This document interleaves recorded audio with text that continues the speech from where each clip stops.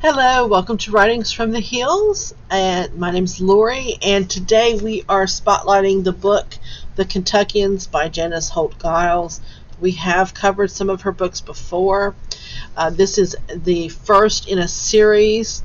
It's in the Kentuckian series, and this was first written in 1953, and it is about the first pioneers who came into Kentucky and into the wilderness of what was then Virginia in the 1770s.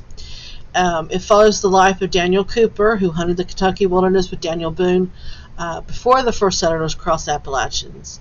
And it talks about his life and then his experiences as a pioneer. This is a fictional story,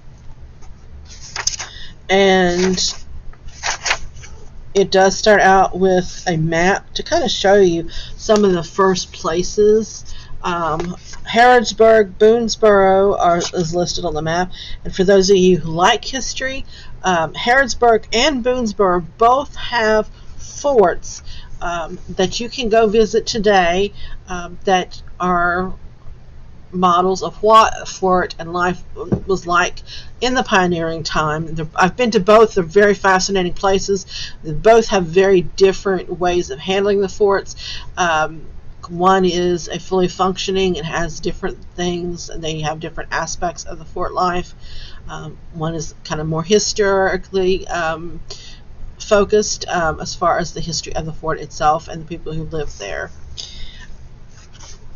And I am going to start with Chapter 1.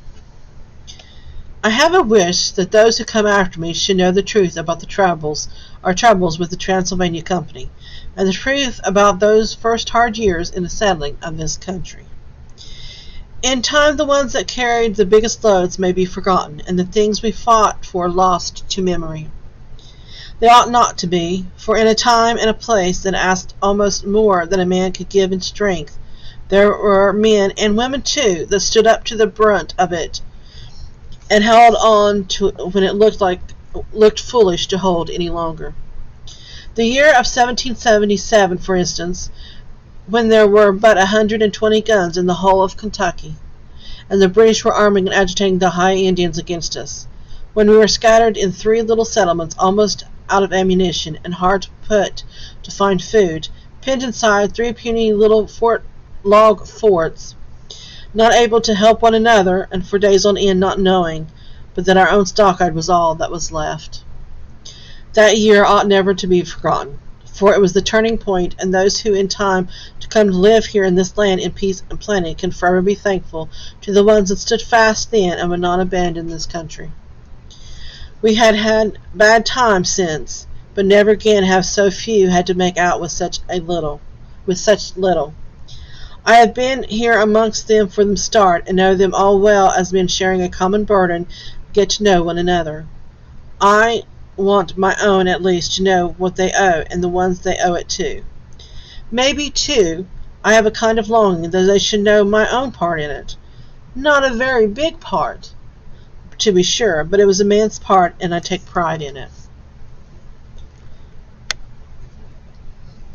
And that is just the beginning. That's actually just the first paragraph of The Kentuckians by Janice Holt Giles. And if you would like to request a copy, you can go to our website at www.briggslibrary.com, or you can call any of our locations to request a copy. I thank you for tuning in. I hope you enjoy the book, and I'll see you next time. So long.